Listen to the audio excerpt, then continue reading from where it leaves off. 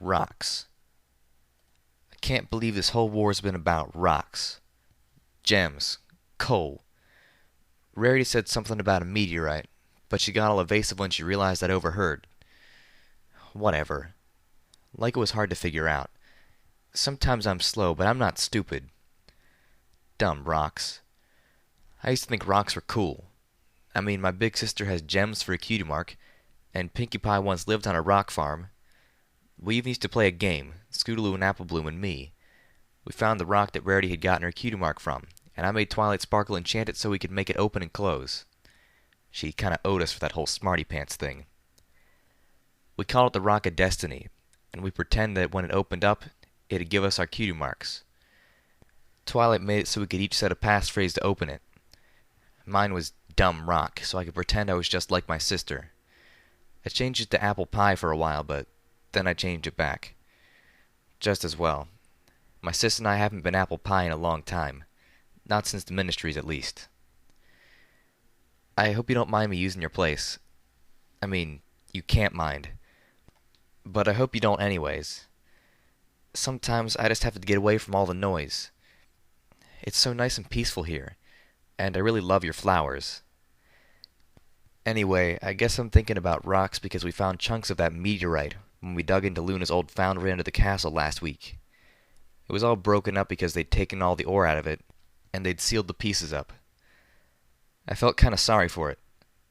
Ponies and zebras blame it for all sorts of stupid stuff. It's not the rock's fault.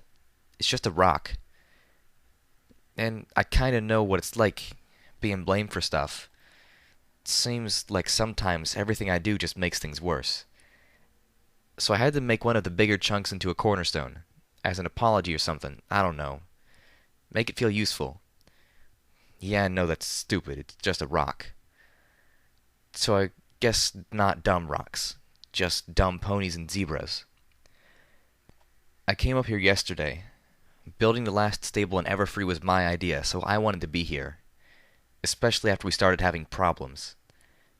Rarity said that Everfree Forest is one of the places she was sure the zebras wouldn't attack, so I thought, why are we putting all the stables in places we think they will attack?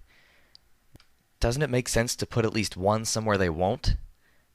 Yeah, the forest is dangerous, but it can't be that dangerous. You lived here, and my sister and her friends used to come in here all the time. Well, just another one of my ideas that ended up a mess. Applebloom had warned me about the poison joke, but was it always this aggressive? It's been really bad the last 3 days. Moonbeam said it's like the excavation is attracting it. He thinks that either it's vibrosensitive, which isn't even a word, or it wants to be near people, but that doesn't make any sense. It's a plant, right? But then Applebloom says you told her the plants want to laugh. How can a plant want something? I'm sorry, I know I'm rambling. I guess my thoughts aren't too coherent. I'm just trying to work things out. I think we've lost our faith. Does that make sense? It's like everything we're supposed to believe in has gone dark and crumbled. Like the air is heavy. No, that doesn't make sense. Like, I don't know, like everything is too real. You know, like when you're just a filly and you look up to someone and they're your idol. But then you learn they're not as perfect as you imagined. That they're flawed, just like every pony else. Maybe that's just growing up, though. It's like we've forgotten how to have heroes, only worse. We've forgotten how to believe in each other. In ponies. Even Scootaloo. She's trying to fix ponies with all these experiments. I once told Scootaloo I thought she was trying to make ponies like they were when we were kids. You know what she said? She said, nostalgia is just make-believe. Isn't that horrible? I've started having second thoughts. Maybe we should just stick to saving ponies. Maybe it's not right to try and fix things. But then, won't it be for nothing, like Scootaloo says? I don't know anymore. Sometimes these experiments feel, I don't know, wrong. I know they're not dangerous. We made extra sure. But I still don't feel right doing experiments on ponies who are just trying to survive. Isn't that wrong? It's not like it's their fault. Not most of them, anyways. Well, the ones in Stable 1, maybe. I just want to save them and give them a chance. Kinda like the rocks, I guess. I even almost told Rarity about the experiments. But I didn't. 'Cause, well, I'd be betraying Scootaloo and Apple Bloom if I told. And I'm not sure Rarity would do the right thing if I told her. I really don't like the Ministry of Image. And if that's what she is now... Like I said before, we haven't been apple pie in a long time. Sometimes the little statue of Rarity that my sister gave me feels more like my sister than she does.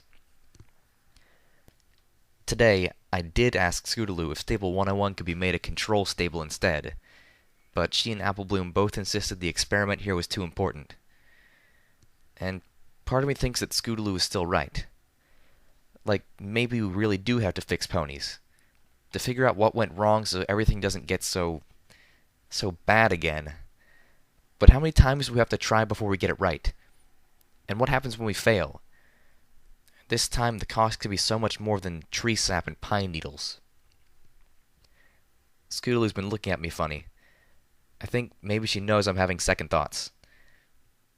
Anyway, sorry for all the rambling. Thanks for letting me use your place, and thanks for listening. Apple Bloom was right. You really are a good person to talk to, Zecora. We're all very, very sad about what happened to you. I hope you're at peace. You better look at this. We all stared upwards, our eyes lifted above the dark silhouettes of the forest trees. The sky was a cloudy haze that glowed a hellish orange, lit from the fires that stretched for miles below. Our gazes were fixed on the massive black shadow slowly moving through the ever-free fire sky, brilliant flashes of lightning erupting along its sides. It was moving towards us, but we were not its destination. The Overcast. This was a day too soon. Goddesses damn him, Colonel Autumn Leaf was jumping the whistle on his own attack plan. My brother's on that ship. Calamity's tone was dour. I pranced in agitation. This was not good. Why the hell would he? A sudden wave of weariness passed over me. It had been far too long and a far too rough day. I needed sleep. I wasn't going to get it, though. Above us, more lightning flashed as the 4 raptors moored to the Overcast began to pull away. Their smaller thunderclouds pulling free of the Thunderhead warship's massive ones. 2 of them began to move ahead, while the other 2 flanked the mobile siege platform. Okay, I said, spinning around and addressing the others. Change of plans. I looked over to the ponies, and Griffin, who had followed me this far. Part of me dreaded what I was about to say, but part of me knew that it would somehow be this way. We'll have to split up. Before any pony could protest, I explained. The Enclave is moving on the cathedral right now. They'll be there in, a few hours? I looked to Calamity, who nodded at my assessment. And we can't all go. Xana shouldn't be moved anymore, especially not after Life Bloom uses his spell. With a grudging reluctance, I added, and neither should the Hellhound. Velvet Ramney agreed quietly, staring back at her patients. Life Bloom was moving about Xanath's bed, preparing to cast his trepanation spell. Life Bloom and I need to stay, she intoned, sparing me the task of saying it. She smiled sadly to Calamity. And you, love, need to go. Firelight, I instructed. Keep them safe. The Balefire Phoenix hooted, perching up straight and giving me a 1-winged salute. I don't know if I can do this, Calamity admitted. After all he's done, after all the ponies dead, I know Autumn needs to be put down, but I don't think I can. He looked at me, his eyes wide and hurting. My own brother. I remembered Pride's change after learning the Enclave had marked Calamity for death. That, in fact, Autumn Leaf, his own brother, had ordered my best friend's execution. Yeah, then it's a good thing you're taking me with you, Reggie said flatly. Velvet Remedy gave a pained look. It's a hard thing going against kin, Reggie said. To take down your own brother. I don't think I could have done it. Not if Cage had been bad. Nobody blames you for not taking the shot. Calamity watched her check the load on her guns. Guns he had custom made for the adolescent Griffin. If it helps you at all, you'll be putting a stop to his murdering ways even still. It struck me that Reggie viewed those guns as a stand-in for Calamity, a way for him to be part of what he needed to be, but couldn't, much in the same way she carried Cage's blades. "So, little Pip, what's the plan?" Calamity asked. "How the hell are we supposed to make it through miles of fire, and whatever else the Everfree's keeping in his back pocket, and get to Red Eye's base before they do?" We don't, I answered him simply. I raised a hoof to the sky, pointing towards the Overcast. We're gonna hitch a ride. On that. Calamity, Reggie, and I made our preparations, while Lifebloom's horn glowed and he tried to work a miracle. We didn't have a lot of time. We wanted to give the Overcast enough time to pass us by, but not enough to move out of sight. This is a stealth mission, I proclaimed, wincing at the groans. Hey, we've got this one in the bag. We've got 2 stealth cloaks now, I pointed out, counting the albino hellhound's cloak along with Zenith's. And I have the advanced stealth buck. Which only works for a few hours, Velvet Remedy warned. True, but we shouldn't need it even for that, I suggested. Once we get up there, we'll snag a set of Enclave magically powered armor for Calamity, and I'll take his cloak. "Ah, crap," Calamity muttered. He dipped his head, tossing off his hat.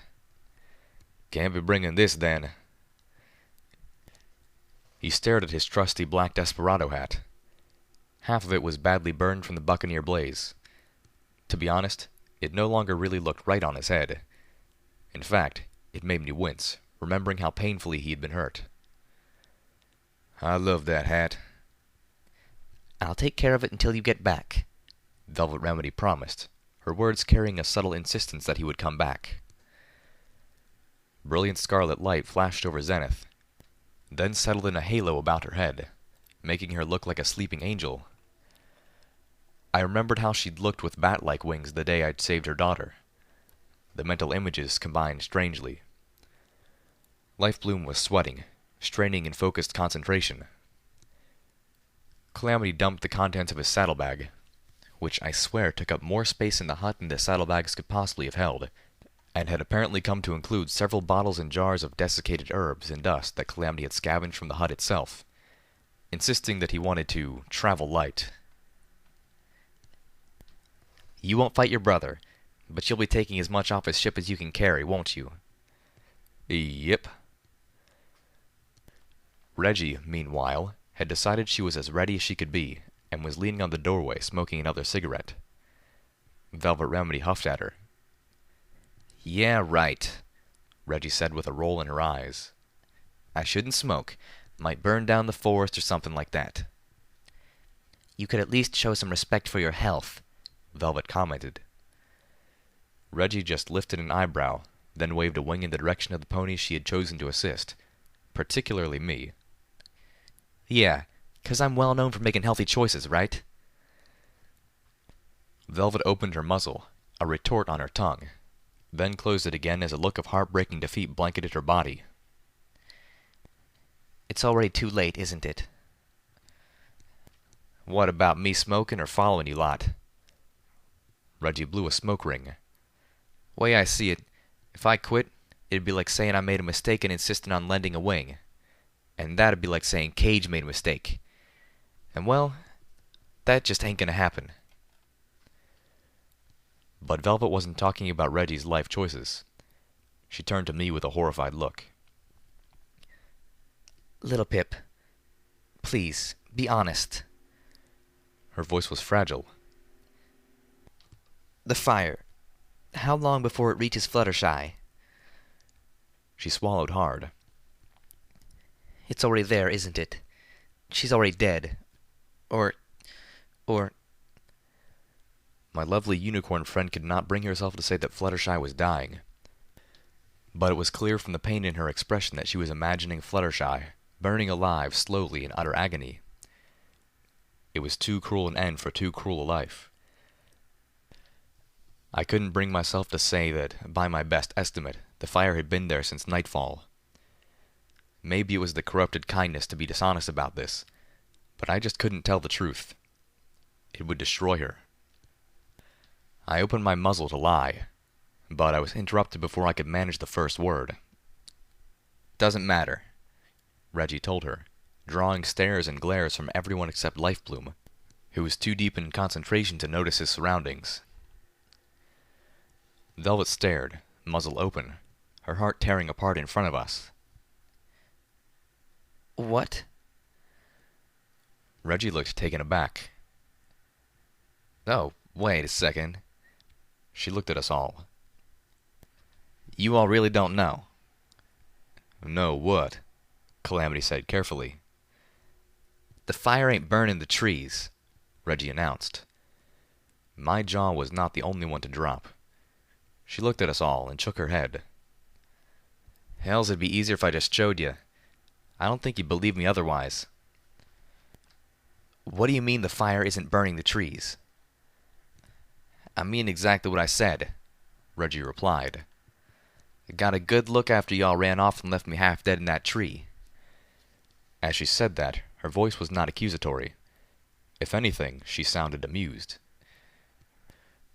"Red Eye's fire brigade pushed past my position. Saw 'em hose down a moss-covered tree with one of their flamethrowers. I swear on my mother's name that the flames went right through that tree like it wasn't even there." But... Velvet's voice betrayed her desperation. "But we saw the trees burning. When we were fighting the Wonderbolts, remember?" She looked at me, and I could sense that she wanted me to tell her it was just her imagination, that Reggie was right, and there was nothing to worry about. I thanked Luna that this time I didn't need to lie. "Those trees were burning because of that trick Skydive pulled," I reminded her. "That wasn't from Red Eye's fires." Calamity shook his head, looking at Regina. "And you didn't mention this before." "Well, hells, I thought you all knew. Besides, I was totally focused on the rest of the freaky." The Griffin tossed her cigarette to the floor and ground it under a hindpaw. "The tree didn't catch, but the moss on it sure ignited. Then it began to heave and thrash and tear itself off the tree even as it burnt up. I swear it looked like it was screaming. I think I'm going to have nightmares for weeks." "Well, damn," Calamity whistled. "The fire isn't burning? Fluttershy's safe?" Warring emotions racked Velvet Remedy. Yeah, I think so," I murmured, my eyes going wide as the gears in my mind started turning again. I had seen the reports of Red Eye's research into bypass spells. His scientists had been working to apply a bypass to some sort of weapon effect. The full details had been redacted after the research had been successful. Zenith had told me she had worked in one of the buildings where they were creating flamethrower fuel, but I'd never put the two together. "At least for now." "For now?" Velvet's voice was small, but hopeful. "Red Eye ain't the sort to waste resources, is he, little Pip?" Calamity asked, clearly following my train of thought. "He's cleansing the Everfree force, but he ain't gonna burn down the trees. He wants the lumber." I nodded. I could see a calculating light in Velvet's eyes. Her quest now had a timeline that she could see. Zenith had to recover, and they had to brew a remedy that would save Fluttershy before Red Eye's forces finished burning the forest and proceeded far enough in their harvesting to reach the top of Killing Joke Hill. "You want this," the Hellhound interrupted abruptly, holding up his zebra stealth cloak, his bindings laying useless around him. "You're not getting it unless you give me something back." There was a dangerous glint in his eyes. "And what do you want in return for your generous offer?" Velvet asked diplomatically as she pointedly looked at the stump of a leg which she had treated and dressed. "Them claw blades," the Hellhound barked, pointing at Cage's Hellhound claw knives strapped in Reggie's belt. "Oh, hells no!" The young griffin flew almost within claw reach of the hellhound, guns drawn, before she was yanked short, her tail in Calamity's teeth. These are my brothers. I figured they belonged to one of our brothers before him, the hellhound growled back, unimpressed and vicious. Now just hold on here. Calamity came as close to shouting as he could without letting Reggie's tail out of his mouth. I figure we can shoot you and have both. He shifted, pointing his battle saddle at the hellhound. Being an amputee had not made him any less dangerous. The albino hellhound was swifter than any of us expected. He had an arm around Velvet Remedy, his claws, sharp enough and strong enough to slice metals, right against her face. Their barest touch was drawing blood. Velvet eeped sharply. How fast? He challenged coldly. I levitated little Macintosh in front of me. Let her go, real gentle, or you are so amazingly dead it won't matter. Astonishingly, the crippled hellhound stared down the 5 guns pointed at him and didn't blink. Velvet's horn flashed. The hellhound dropped limply back onto his bed, one of his claws sliding across Velvet's face as his hand fell away. Blood gushed from the wound, staggering her. Don't shoot him, she ordered, as she stumbled back, holding a hoof to her face. The claw had barely missed slicing open one of her eyes. Little Pip, your spell, please. We had used up all the healing bandages and potions that we had. There was nothing left to aid Velvet with but that dark spell I had been granted by the Black Book. Once again, I let myself draw on that knowledge to create a cast from Velvet's own blood, wrapping half her head in a ruddy mask. Calamity rushed to Velvet's side, shoring her up. He growled at the hellhound, and clearly, really wanted to shoot the monster. But Velvet wouldn't let him. Instead, she turned to her attacker and spoke with a touch of sympathy.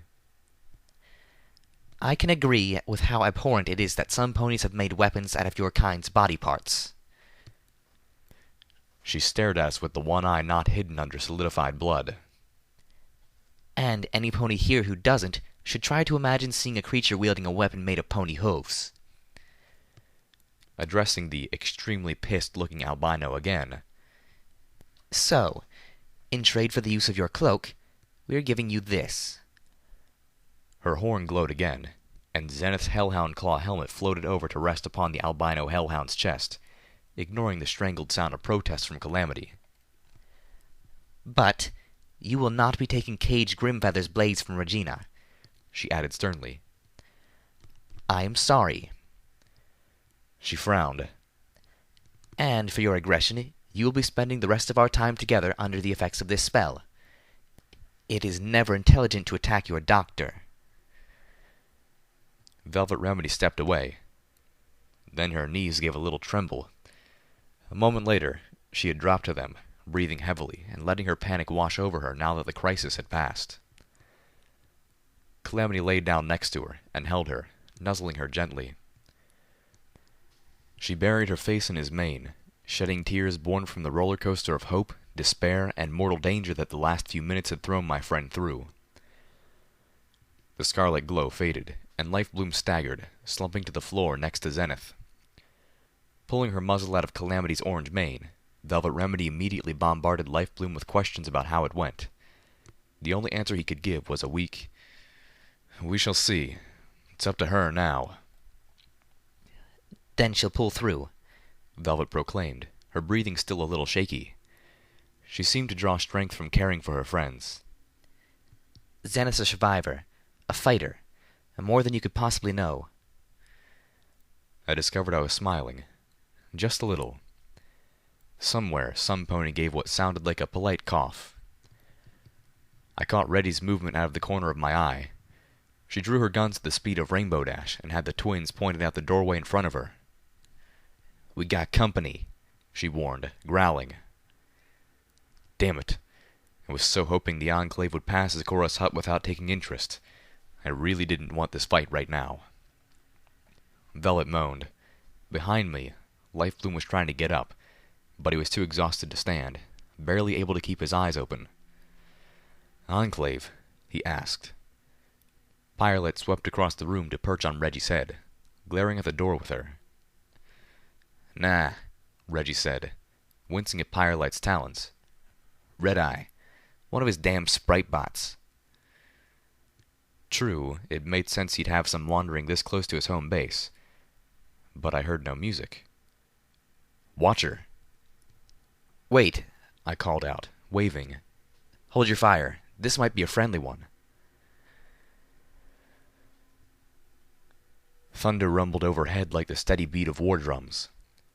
The Overcast was passing directly above us, the massive siege platform blocking out the fiery light reflecting off of the clouds of smoke. The flowers ringing Zeccora's hut seemed to shed even more beautiful bioluminescence in the deeper darkness. Colonel Autumn Leaf was either oblivious to our presence, or he was too focused now to care. It's been a long time since my home felt crowded, Watcher was saying. With the mechanical monotone of the sprite bot, I couldn't tell if he was pleased or complaining. At least half of the people you asked me to gather up have already arrived. Huh? Calamity blinked. Lil Pip, you asked him to do what now? We don't have time, I told my Pegasus friend bluntly. The Enclave is moving too fast. I can't be everywhere at once. Truth was, I was about to ask even more of Spike. And he wasn't going to like it. Don't you mean we? Calamity asked pointedly. My little pony scowled at me and virtually grabbed my head, making me nod apologetically. Yes, but that's kind of the point, I offered lamely. We need every ally we can get if we're going to pull this off. I know you still haven't filled us in on exactly what this plan of yours is, Calamity groused. I'm trusting there's a good reason for that. There is, I assured him. Yeah, great reason. You would try to stop me if you knew. In the meantime, I've asked Watcher to contact all the people we know who can help and start bringing them together. And I'm afraid I have some bad news, Watcher said through the sprite bot. One of your guests isn't going to be able to make it. I felt an icy cold wash through my mane. The obvious implication was that someone had died. Who? I asked, the little pony in my head suggesting we really didn't want to know. What happened? Homage, Watcher said. And all of a sudden my world plunged out from under me, leaving me in a numbingly cold void. Luna, no. The sensation was as intense as it was brief, dispelled by Watcher's next words. And nothing yet. But the Enclave has figured out that DJ Pony is moving from one SPP tower to the other, hacking in to make the broadcasts. And they've started parking raptors above each tower, just waiting for her to make her next move. Thank you, Luna. Celestia, please keep her safe. A huge part of me wanted to dash off to her aid, but doing so could lead the enemy right to her, and I knew she would not approve of me abandoning the good fight just to make it to her side. Fortunately, the Enclave don't have enough raptors to spare for every tower, and she's not making it easy for them, Watcher explained. But their dragnet is eventually going to catch her. Not if we can help it. Calamity stepped up beside me, putting a hoof on my head. If I know little Pip, this plan of hers is going to pull the heat off of Homage in a big way. I gave him a worried but thankful smile. He was right about that. We had to win now. We always had to, but now it was for more than just the wasteland. Now I was fighting to keep Homage safe. I realized how horribly selfish it was of me to place the safety of one pony as equal to the needs of tens or even hundreds of thousands of ponies. But I didn't care. Homage was Homage, and I was allowed to be just a little selfish when it came to her, wasn't I? Homage herself insisted she can't make it. She doesn't want to risk drawing the Enclave to the rest of... The Resistance is what she's calling all you guys. Resistance Radio. That's what the 10-pony residents had taken to calling DJ Pony's broadcasts. Clearly, she'd adopted the moniker.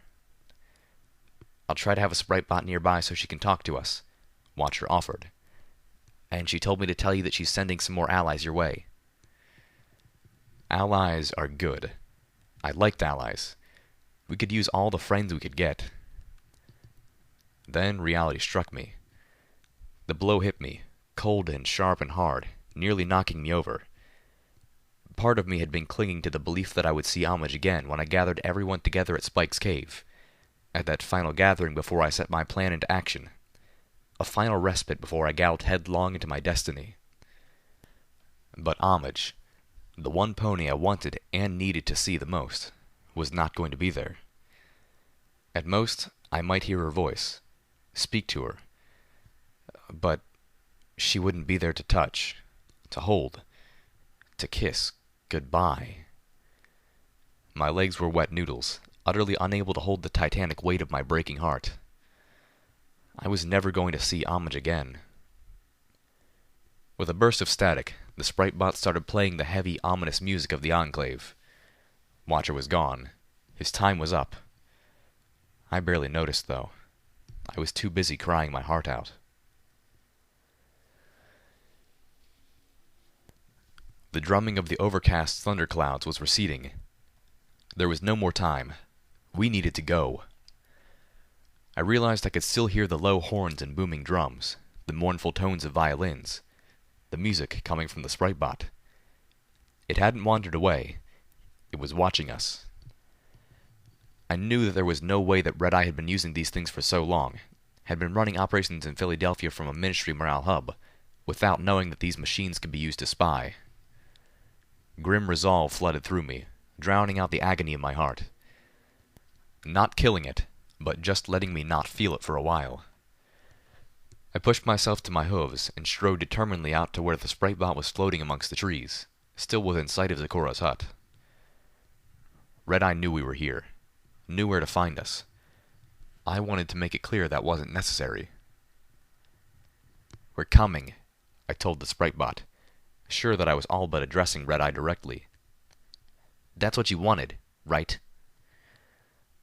The sprite bot kept playing music. I stared at it for a long minute, possibly two, before turning away in disgust. "Calamity, Reggie, let's go hitch ourselves a ride." I started to walk away from the sprite bot, then stopped. I trotted back around to it, my horn glowing softly as I announced, "Sorry, I have to kill you." This time, however, I wasn't addressing Red Eye, but the sprite bot itself. My pip leg was still dead, and I was going to use the little spy machine to reboot it. My telekinesis opened the repair hatch on the sprite bot and yanked its spark battery out. The sprite bot dropped like a stone, dead. Or at least the robot equivalent of dead. Sitting, I proceeded to disconnect audio and video feeds, then bring it back to life, a robot vegetable. Or something like that. Whatever. Stupid robots making all my metaphors awkward. I looked down at where my pip-buck was grotesquely melted into my foreleg. Miserably, I realized that maybe it was for the best that Homage never saw me again. Let her last memories of me be before the balefire bomb, before Canterlot, and before Arbu. Lifebloom approached me as I was rebooting my pip leg. I assumed he was going to offer comfort, or ask a question about Watcher or the Gathering. I preempted the conversation, some pony else on my mind. "How did you meet Homage?" My voice sounded small to me. I didn't have the will to hide the sadness that was leaking from it. Lifebloom paused, then sat down next to me. "The Twilight Society assigned her to me," he told me. "They thought I would be able to connect with her." Leaning forward on his forehooves, Lifebloom gave me the story. When she first gained residency in Tenpony Tower, she was in mourning. She'd lost the mare she loved, and she didn't know she could ever find love again. He smiled gently. "I'm happy to see she was wrong." That only made it hurt worse. My heart was bleeding onto the ground, and I could feel the tears building up behind my eyes. They felt like fire. Even worse, the little pony in my head didn't really want to hear about Homage's past loves. Of course she had to have had at least one. You can't get to be as good as she was without practice, right? But I liked being able to pretend otherwise, even though I knew better. even though I was pretty sure I knew who it was. Joke blew. I wasn't going to be jealous. Not of Homage's dead beloved. I refused to be that horrible. We were the same age.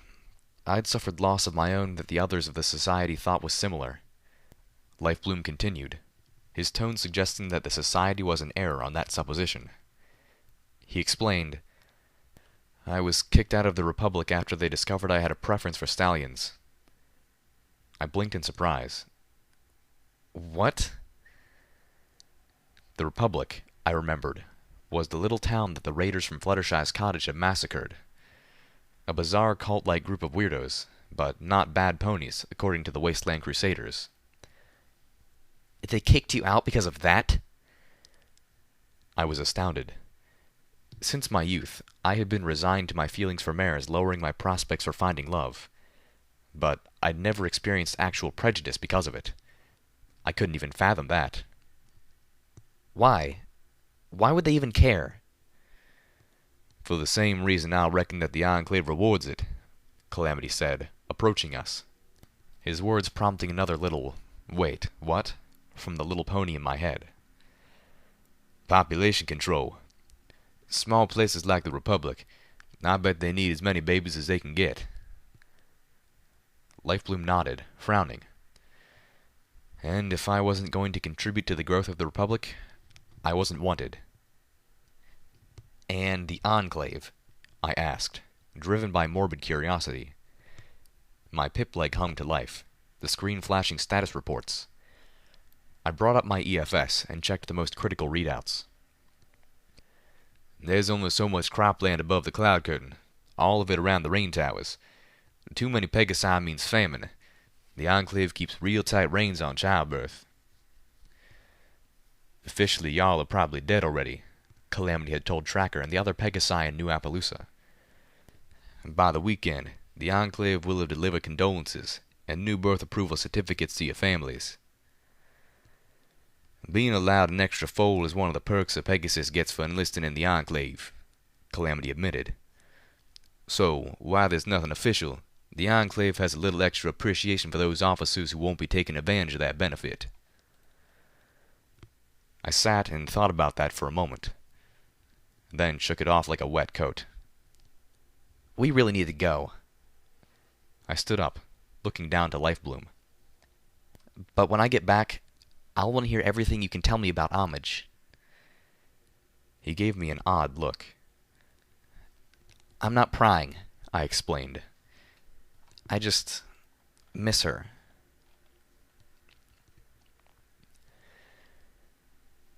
Within minutes, we were soaring through the smoke. Beneath us, we could see the flames burning through the forest. True to Reggie's claim, the trees were not burning, although occasionally it appeared as if they were, as the moss or vines clinging to them were cremated. We were all wearing scarves to protect us from the worst of the smoke, but it only mitigated the foulness. My lungs burned, my eyes were stinging, and felt hot in my skull. Most of that was from the smoke, but not all of it. I was exhausted, even more so after hearing Watcher's soul-crushing news. It took massive, almost monumental effort just to keep my eyes open. What? I yelped as something struck my left hindhoof, a lancing pain followed by a burning sensation. I lifted it, spotting a dart-like thorn impaled on the underside of my hoof. The burning increased. Poison. Foot. God dang it! Calamity hollered, banking sharply as the air filled with more plant spikes. A patch of forest vegetation was shooting at us. Goddesses, I hated this forest. The plants stopped shooting as the fires reached them. Calamity braved thicker smoke in an effort to keep us out of range of any more of the Everfree's hostile plant life.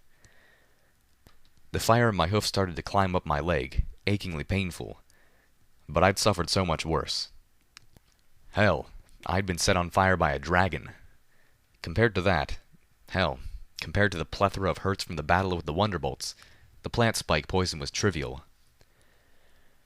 We were catching up with the Overcast, but it was taking time. I held off activating the MG Stealth Buck too, for fear that it would run out before we had secured a hiding place on the Thunderhead. I closed my eyes for a few minutes. I was using my levitation to make myself weightless in Calamity's arms.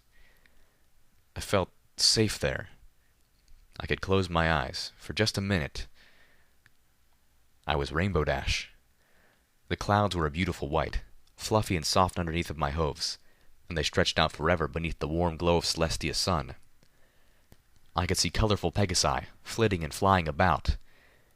There was a town nearby, but I wasn't looking at it. I didn't want to. Instead, I looked at the ocean of white that rolled out beneath a canopy of brightest blue. I was Rainbow Dash, and I was not a happy pony.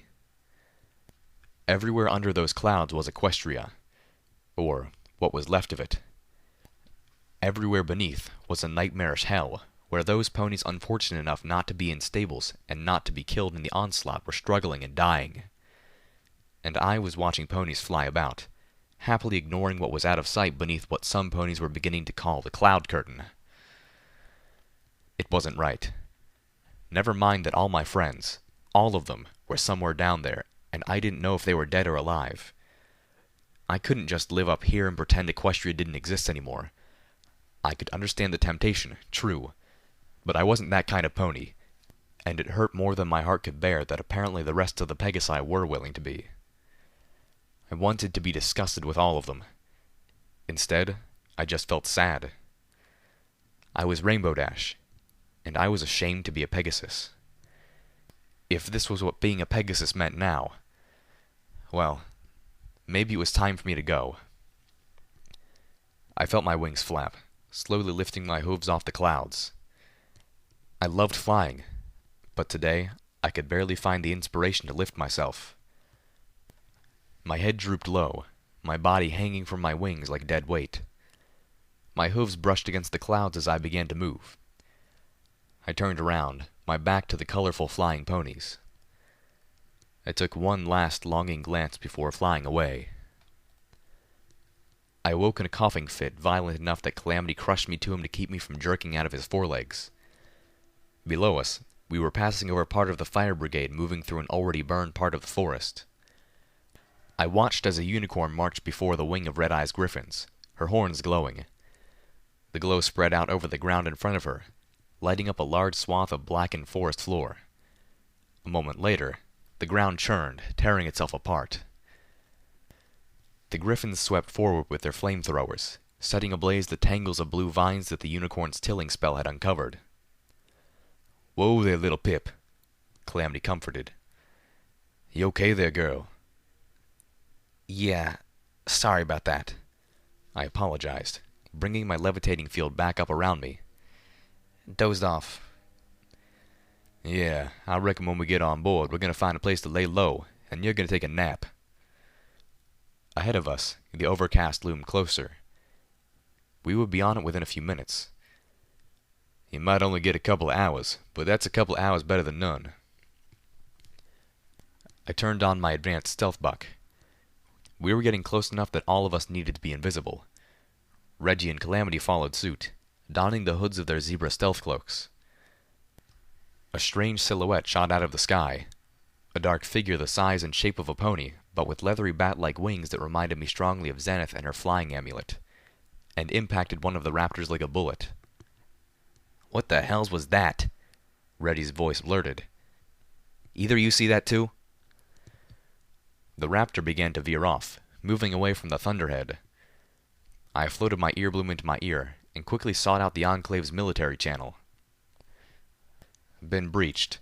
I repeat, we have unknown hostiles aboard." The voice from the Raptor's communications officer sounded professional, unconcerned, even bored. "Disengaging from position to deal with the intruders." The Overcast was still hours away from the cathedral, and attacks were already starting. I had no doubt that Red Eye was behind this attack, but something wasn't right. Sending a single creature against them wasn't going to stop them. It wouldn't even slow them down. And that meant it wasn't intended to. "Acknowledge, Raptor Lenticular. Rendezvous with the target as soon as you've exterminated the infestation."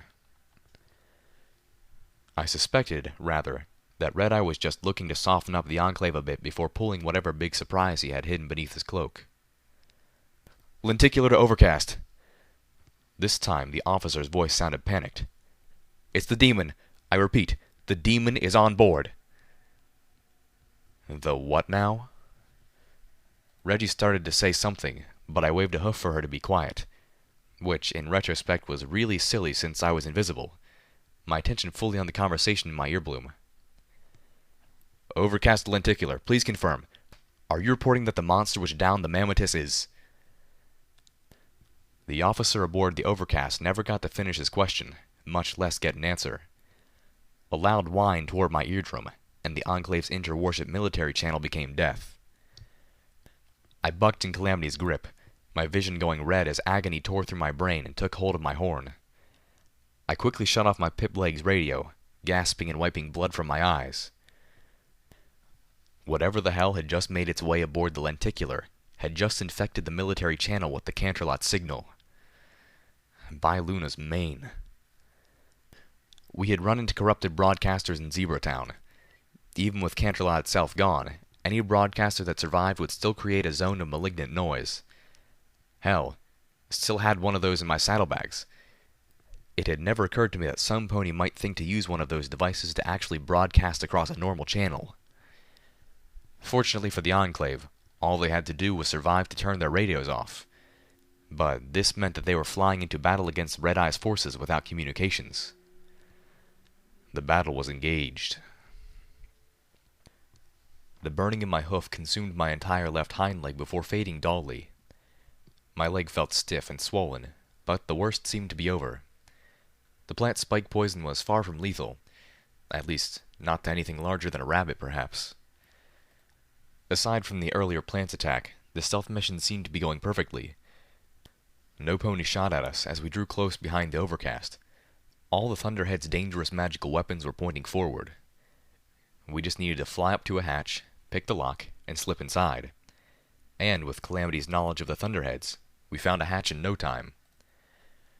I cursed the Enclave, the Pegasi, and the entire concept of wings the moment I saw it. Fucking cloud locks. Ain't gonna be able to pick this one, Calamity said, his voice muffled. I wasn't sure if he was talking about himself or me. Probably both. Rainbow, I called out as loudly as I dared this close to the Overcast.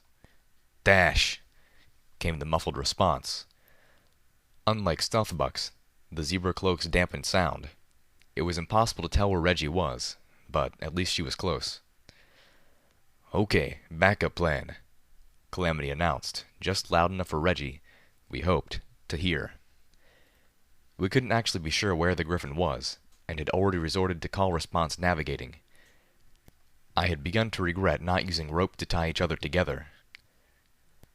We gotta get up above this thing, near one of the landing bays, and wait for some pony to open a door.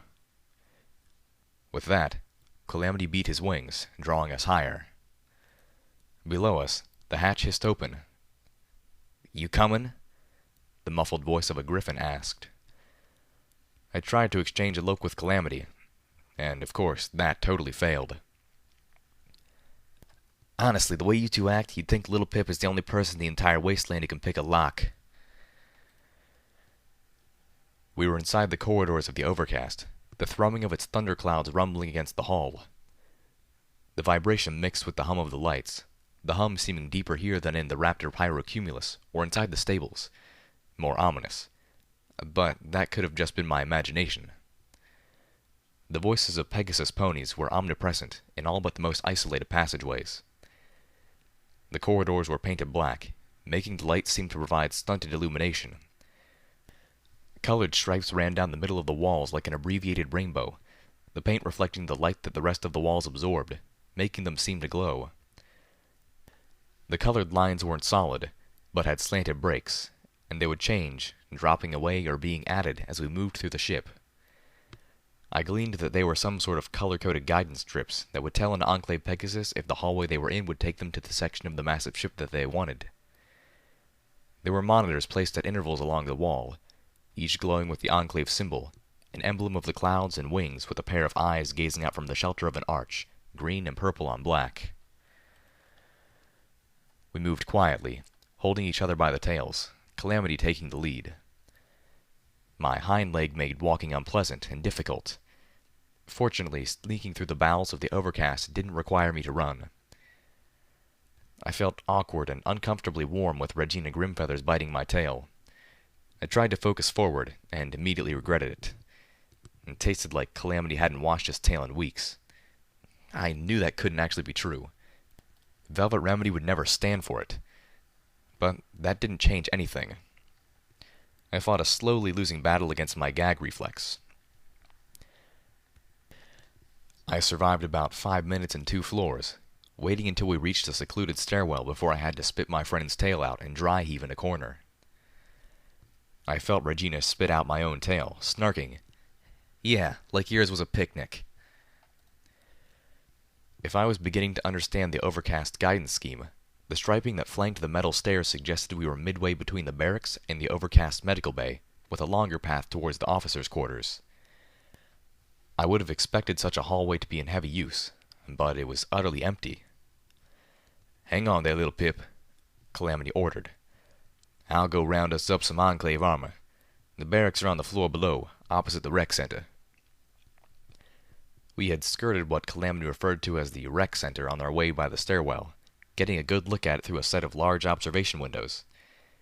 It was a large 3-story open room filled with mares and stallions exercising, lifting weights, and even flying through obstacle hoops, all out of armor and uniform. A third of the room was at a cloud ball court, and there had been nearly 24 sweaty Enclave mares and stallions faced off in a friendly game. I had to admit, watching some of those mares temporarily distracted me from the concentrated disgusting in my mouth.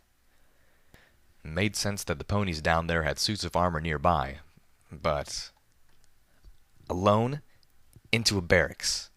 Reggie asked, echoing my concern before I had fully formed it. But then she added, "How about we just wait for the next Enclave bastard to come down these stairs and take him out? I'll use Cage's knives. Real quick and quiet."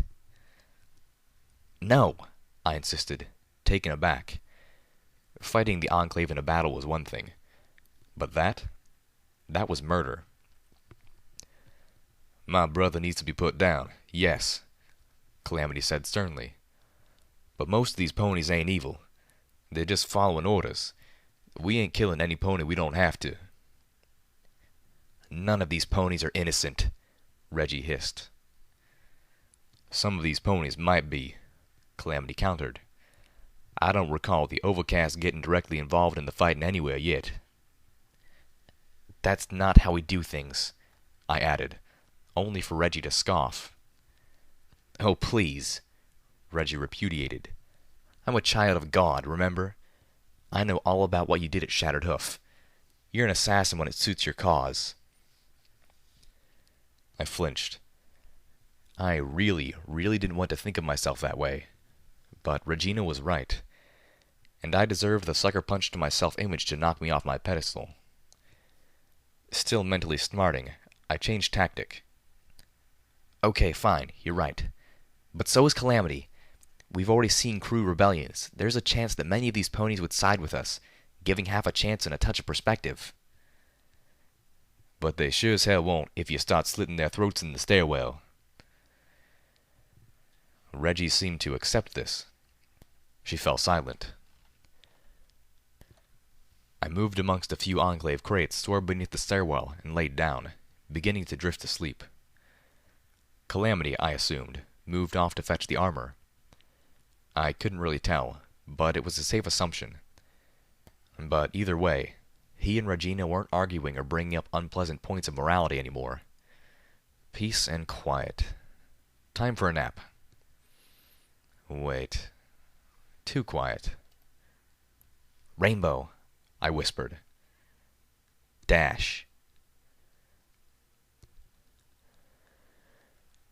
I woke up when Calamity returned with the Enclave armor and, if I were to guess, most of the medical bay. "Went smoothly," he said, slipping off the zebra stealth cloak and passing it to me. I reached out for it and realized I could see my arm. The MG Stealth Buck 2 had drained while I slept. Fortunately, no pony, or at least no pony observant, had used the stairwell since then. Wait. How long was I out? Long enough for him to make a few trips, Reggie teased from someplace nearby. Figured we ought to let you get some sleep.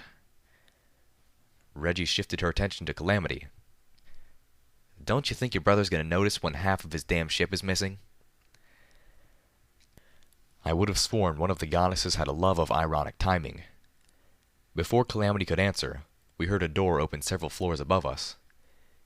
Music flooded into the stairwell, hidden speakers coming alive at their entrance, pouring haunting orchestral music with an exquisite cello performance at its centerpiece.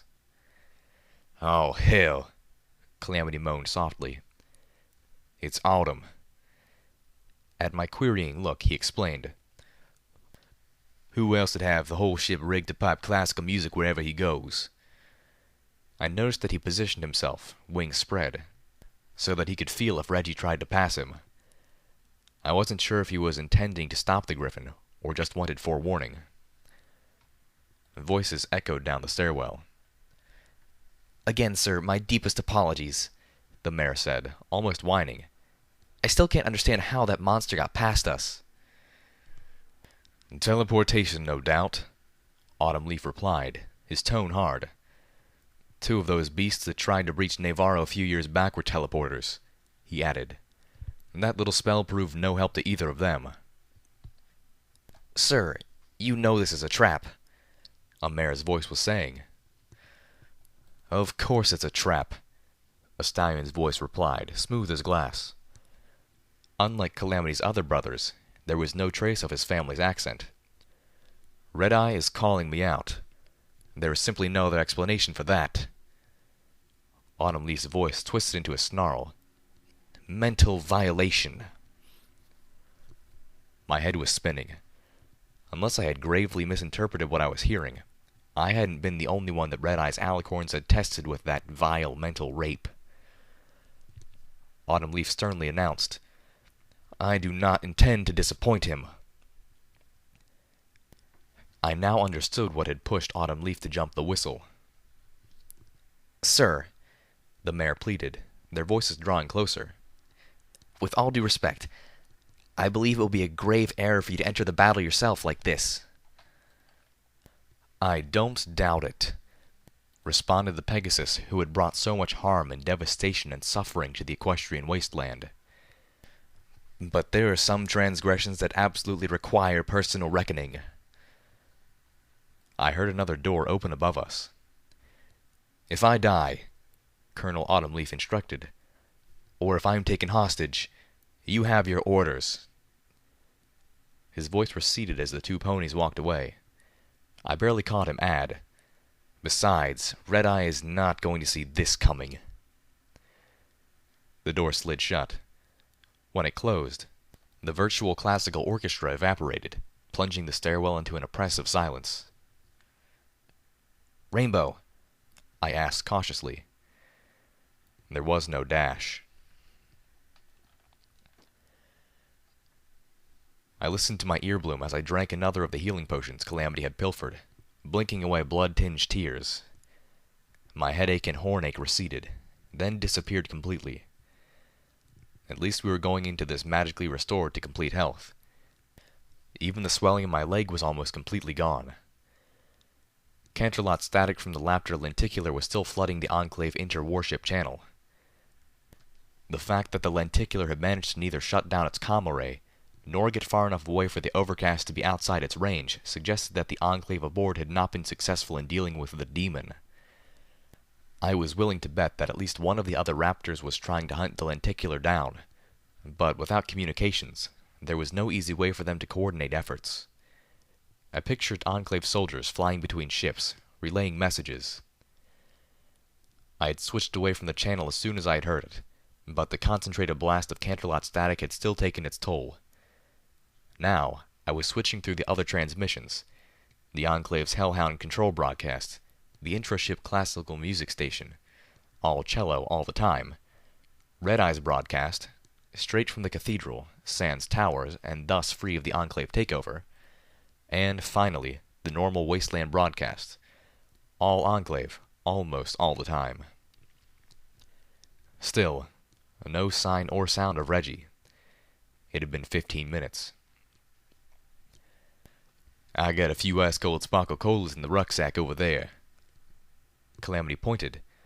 That's almost as good as a couple hours of sleep, I reckon. He turned to the Enclave crates under the stairs, opening the first unlocked one.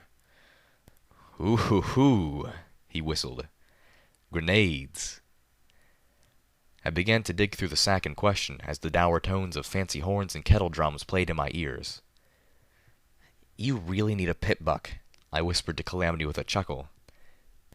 In his kleptomaniac enthusiasm, he had dumped the contents of who knew how many medical boxes and Enclave crates into his saddlebags, and even more into his military rucksacks. If only for the inventory sorter. The song on the radio changed. The new one was heavy on the string section. Oh, shoot, Calamity said, face-hoofing his armor-clad hoof against his helmet with a thunk. The armor's got one of those. Clearly, it had been a while since he'd properly used Enclave armor. The few times I'd seen him use his own suit, with the exception of a brief stint in Old Olney, he'd always had the helmet off. I smirked, about to say something witty, when I found the ice-cold sparkle cola, and beside it, a couple tins of mint owls.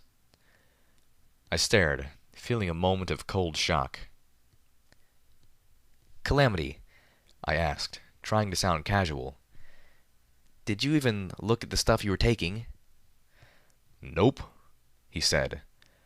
I could almost feel his grin through the helmet. He had no idea what I'd just seen. Reckon if Autumn wants it, best I have it. Right. I looked back into the rucksack, my mind insisting on replaying the taste of party time mint owls, the feelings of competence and intelligence, the certainty. I took the ice-cold sparkle cola in my teeth and telekinetically zipped the rucksack shut, the little pony in my head echoing Calamity. Nope. I got to mentally celebrate my little victory for about a minute before I heard a door open below us. A pair of lightly armed Enclave officers strode by, trotting up the stairs. Calamity whisked his scorpion-like armored tail around in a salute. One of the officers saluted back.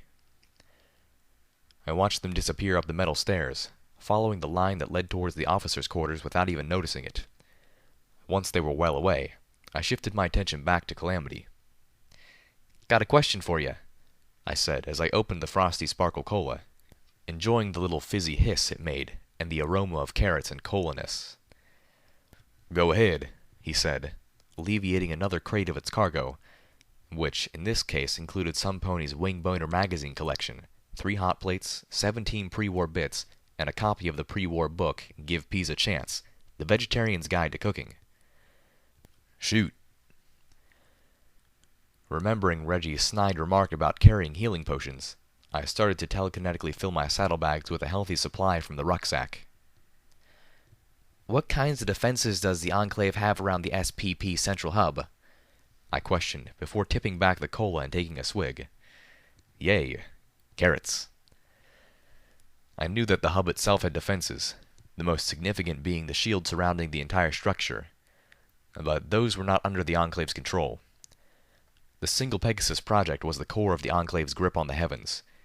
Even if no pony could get inside the central hub, I had to assume the Enclave had guards, or at least some kind of warning system. You mean in Navarro? Calamity asked. I almost choked on the taste of fizzy carrots. The healing potion I'd been levitating hit the floor. Navarro? I asked back, slowly, setting the cola safely in one of the Enclave crates. Son of a... Calamity nickered, giving a stomp. That's your plan, huh? He asked, spreading his wings. You want to take on the Enclave's biggest military base. Oh, fuck. The base with the Thunderhead permanently parked overhead. Fuckity fuck. The base where my father serves as a drill sergeant. While Luna shoved my cunt full of moon rocks and called me home, the Enclave had built a whole damn base around it. Stealth mission? He asked, his voice betraying the ludicrousness of my idea. Or were you just planning on a full frontal assault? I opened my muzzle to reply, but all that came out was a squeak. Yep, this is gonna be barrels of fun. He would have said more, but the sound of another door opening prompted him to clam up. We both waited, listening, striving to hear whether or not the pony or ponies who had just entered the stairwell were headed our way. Our ears were greeted with silence. Moments later, we heard Reggie's muffled hiss. Dash! Calamity's wings drooped. My brother? He asked, hesitating to speak further. Still alive, I'm afraid, Reggie admitted. Sorry, I got distracted. Distracted? I found they've got prisoners here, Reggie explained. Any pony up to breaking 'em free? Calamity chuckled. Welcome to the team.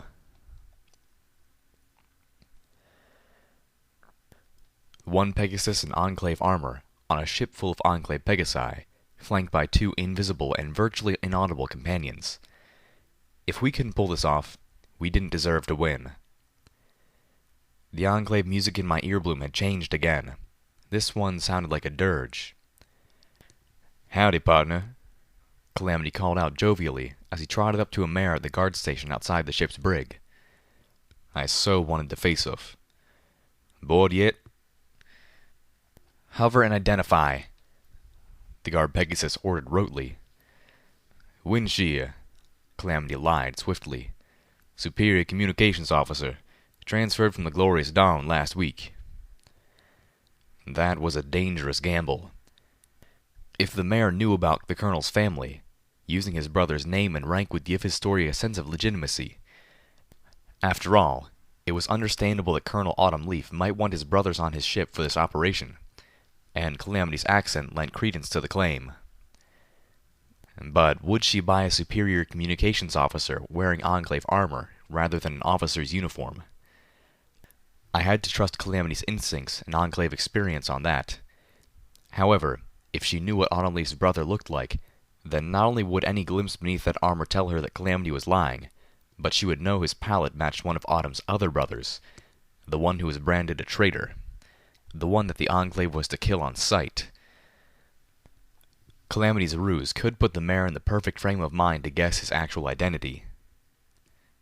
Superior Communications Officer, huh? The mayor asked, immediately rendering my worries pointless. So maybe you can tell me what the hay is going on with Raptor Lenticular. She gave Calamity an exasperated look. I mean, we got the ship's tag, right? And even if the infiltrators manage to take it out, we've got the tags for every pony in a suit of armor on board. Why don't we just find the damn raptor and blow it out of the sky? 'Cause we got raptors to spare, right? Calamity chided as he trotted up to the mare. The ship ain't turned around to attack us yet, and I reckon that means there's still hope our forces will keep it under control. As for tracking it down, my bits are on the infiltrators not actually having the channel for our communications. The control for the door had a cloud interface and required a code. Reggie and I had teamed up to hack it, her talons and my savvy, while Calamity kept the guard mare busy. He shook his carapace-helmeted head. Nope. Much more likely they're blasting that necro noise broadband, flooding out every signal coming from the lenticular, jamming the tags. Calamity whinnied. Hell, that might be the whole point, and screwing up our comms is just icing on the cupcake. The password was Fluffykins. I wasn't quite sure what to think about that. So is the demon really, well, a demon? The mayor asked. I heard rumor that it's a monster released from hell by the balefire bombs. I don't believe in no demons, Calamity replied. No more than I believe in goddesses. Way I see it, we don't need outside forces to blame for making the world a shittier place. We do that well enough by our own hooves. I positioned myself behind the mare and slipped off my hood, giving Calamity a signal. Reggie entered the code while Calamity kept the guard's attention.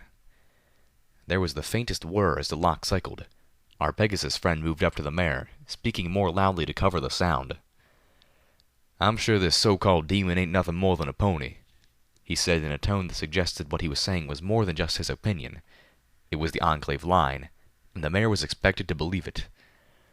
or just some monster twisted up by the byproducts of the war. Reggie and I slid inside the brig. Before us was a corridor of cells, 2 floors high, each cell behind a glowing blue force field, identical to the magical energy cages the Enclave had thrown Ditzy-Doo, Calamity, and me into less than a week ago. The sound of weeping drifted through the air. Most of the cells were empty. Most. There were ponies here. Not just bucks and mares, but foals too. Some prisoners paced in their cells, others huddled on hard metal cots. They were from the wasteland. They looked filthy compared to the stark cleanliness of the Enclave vessel. I recoiled as I found the source of the crying, a mare cradling a foal, the colt's body limp in her hooves, having died in captivity. There were 2 guards inside, standing at a rear airlock, and they both reacted to the door. "Thought I heard something," one of them said as they moved from their positions, looking about. I shifted, moving out of the way as one passed me, his tail swishing inches from me. Part of me wanted to draw out little Macintosh and shoot him in the head, point blank. He deserved no less. But the noise could draw the whole ship down on us. I wished I had Velvet Remedy with her anesthetic spell with us, or Life Bloom, or even Zenith with her paralyzing hoof strikes. In their absence, I did the next best thing. My horn glowed, giving away my position as I wrapped my telekinesis around their necks and squeezed until they stopped struggling. Reggie pulled back her hood and gave one of the limp guards a kick. "Help me disable these energy fields." I pulled mine off too, choosing to have faith that we could trust the prisoners not to give us away, and moved to the control terminal for the cells. As we began to work, I couldn't help but comment, "If it makes any difference, I'm proud of you. You chose to help those ponies over your revenge." Regina Grimfeather squawked a laugh. "Ain't your approval I'm aiming for, but thanks anywho." At my curious look, she sighed. "Cages. Wherever my brother is now, I want his approval. And this is what I think he'd want me to do, what I think he'd do in my place." My mind flashed to the young male griffin, buying a bent tin can from Silverbell just to make her happy. "I think you're right," I offered. "I mean, I know I didn't know him long, but from what I did see of him, yeah, he would." Reggie nodded. "Revenge ain't worth nothing if I dishonor his memory in the process." She looked at me, a small tear in one eye. "He was always wanting to do stuff like this, you know? Me too, of course," she hastily added. "But I wanted to be the hero. He just wanted to make something better of the Griffin's role in Equestria." She smiled bleakly.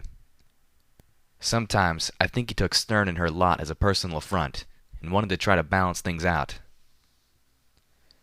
"You!" one of the prisoners called out. I rotated towards the voice and saw Tracker. The Jade Pegasus slammed his forehooves against the energy field, ignoring the feedback. "This isn't how things are supposed to be. Get out while you still can, before they get you too." "Sure, just as soon as we get you guys out," I said with a determined smile. More ponies were getting up, moving to the edges of the magical barriers, staring at Reggie and me with mixed expressions of hope and disbelief. "Welcome to your rescue." The sound of klaxons filled the brig. I spun to Reggie, eyes wide, certain that some pony had triggered the alarm, and we were about to be overwhelmed by Enclave soldiers. Then we felt the first dull thuds vibrating through the floor. The brig was close to the overcast exterior. I had a terrible inkling that the airlock was for easy, high-altitude disposal of prisoners, and we could feel the impacts of what had to be Cathedral's anti-aircraft cannons. Reggie returned my gaze. "We're here."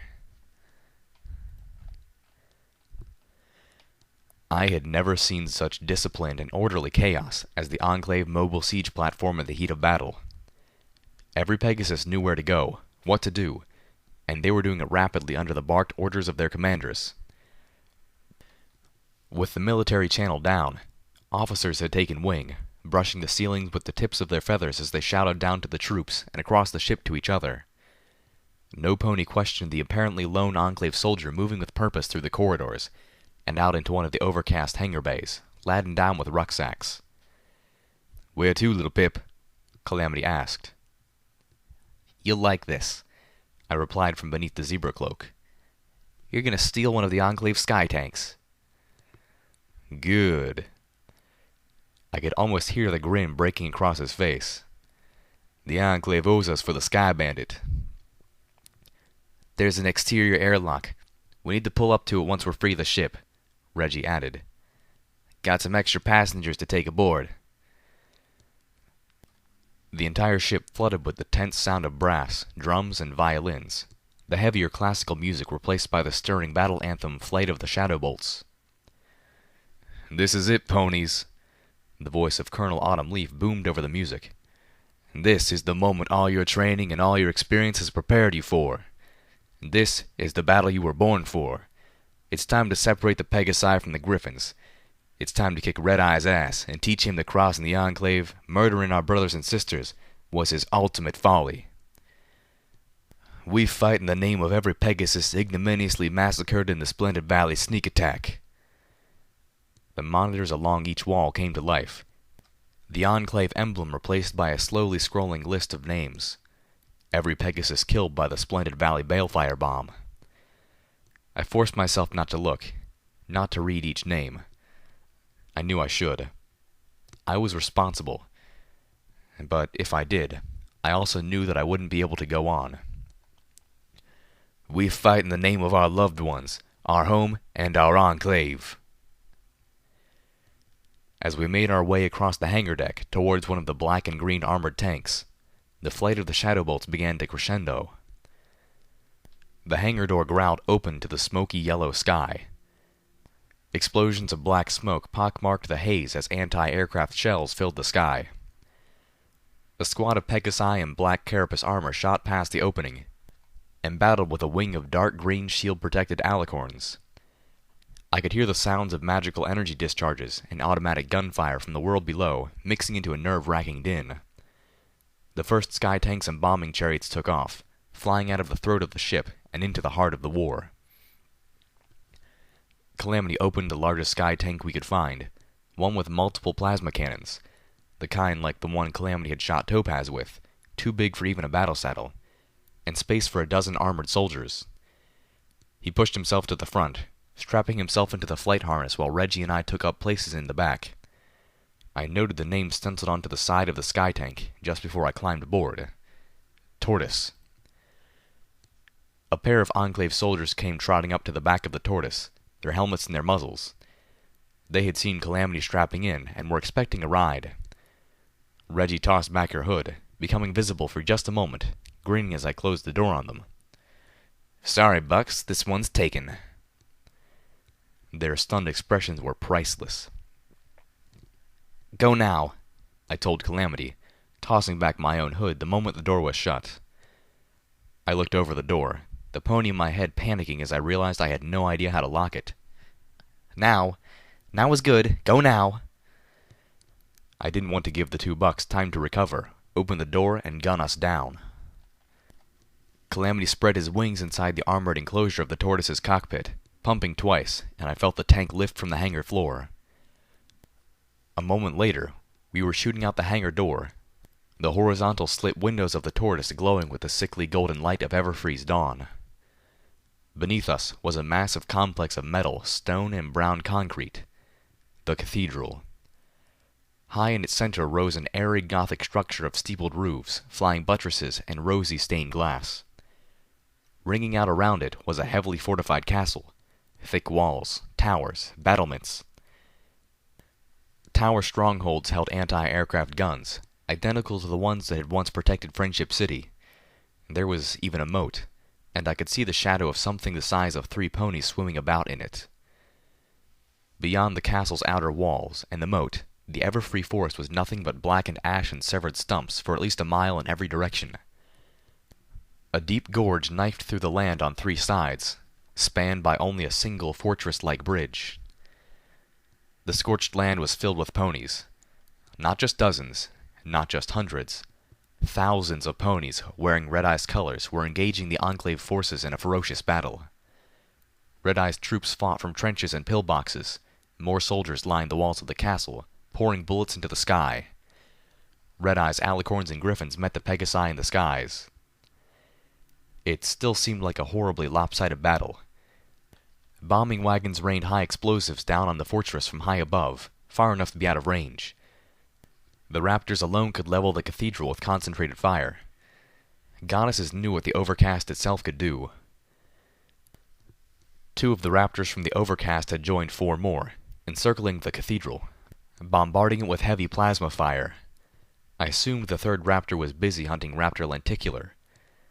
3 of the Raptors were showing signs of damage from the shelling. 1 of them was smoking badly and had begun to cant, drifting out of position.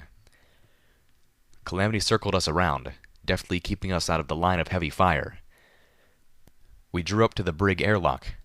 Tracker had already opened it, waiting for us. I opened the door of the Tortoise as Calamity backed us up to the Overcast. The Thunderhead siege platform was barely moving now. Jumping from it to our sky tank would be more nerve-wracking than actually dangerous. I moved into position to help them. Regina climbed into the seat of one of the plasma cannons. The first pony, a light gray mare with a shockingly purple mane, moved up to the edge of the airlock. She gulped, her knees shaking, her brow beating with the effort not to look down. "It's okay," I coaxed. "You can do it." Our attention, and the attention of every pony in the battle, was suddenly wrenched downwards by a horrific Equestria shaking bellow. Something huge, dark, and horrifying rose up from the cathedral, a black and monstrous shape against the smoke-filtered sun. Great angry red eyes poured hatred down on us as it brutalized the air with massive leathery wings. Then, it moved towards one of the Raptors, bellowing balefire. As it moved, I could make out pony-sized claws and spines, and the two-tone green of its scales, marred deeply by scars that looked more surgical than battle-born. I glimpsed at an odd mechanical glow coming from inside one of the wounds, which hadn't fully healed.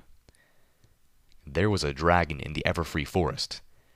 And not just any dragon, the Luna fucking granddaddy of all dragons. An ancient dragon so old it must have already been a huge, gigantic, terrifying, enormous, totally all-grown-up dragon back when Spike was only a baby. And it was fighting on Red Eye's side. The dragon roared again, grasping the raptor in its claws as 3 of the others turned their weapons towards it. Dragon killers, Calamity had called them.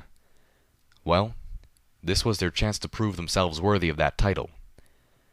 The dragon blasted the captive raptor with choking black smoke, then howled as the other raptors lanced it with bright pastel beams of magical energy. It flicked its tail, producing massive spikes that glowed with eldritch energy, and lashed out at one of the attacking raptors, cutting deep grooves in its forward armor. My jaw hit the floor of the Tortoise. Those spikes were magically enhanced. I stared at the dragon's unnatural glowing red eyes, and knew immediately what they reminded me of. Red Eye, cybernetically enhanced, a dragon. I blinked, the little pony in my head petrified, then spun. "Okay, that's it. We're getting down there right now," I called out, wrapping the escaping prisoner ponies in my magic and floating them unceremoniously into the Tortoise. "Calamity, get us the fuck out of this sky." I closed the door, apologizing to the prisoners as I pulled myself into another of the plasma cannon chairs. The chair and controls were made for a larger pony, and I had about as much skill with magical energy weapons as I did with sword fighting. But as long as I didn't manage to shoot the damn tank we were in, I figured even I could help. Reggie was already firing, taking shots at the other sky tanks and Enclave bombing chariots. The high-pitched yelp of her plasma cannon was making my ears hurt. "Oh yeah!" Reggie shouted over the cacophony as one of her shots turned an Enclave bombing wagon into a cascading explosion of rainbow pyrotechnics. She was already swinging towards her next target before the fireworks had subsided. "I love me this turtle." "Tortoise," I corrected as I linked my pip leg into the turret, downloading the sky tank's tag and maximizing the value of my targeting spell. Yeah, whatever, she said with a dismissive wave of her wing. Hey, Calamity, can we keep it? Her next 3 shots took out 2 carapace armored Enclave Pegasi, freeing up a very surprised-looking alicorn. Some of Red Eye's troops along the cathedral wall opened fire on the tortoise as Calamity brought us close. I gasped in dismay as 2 of the escapees crumbled, dead, crimson flowers bursting across their bodies. Several of the other escapees screamed. The more level-headed ponies stepped in, trying to prevent a panic. Tracker belted out a command, ordering everyone to lay flat on the floor and make themselves as small a target as possible. I floated open one of the rucksacks filled with medical supplies and looked around the interior of the tank. The bullets hadn't penetrated the tank's armor so much as ignored it completely. There weren't even bullet holes. Red Eye's troops were using bullets enchanted with an armor bypass. I turned my plasma cannon on the troops along the wall, trying to clear a path for us to land without losing any more ponies. Suddenly, between that and the dragon, this battle was looking a whole lot less lopsided. The dragon roared overhead,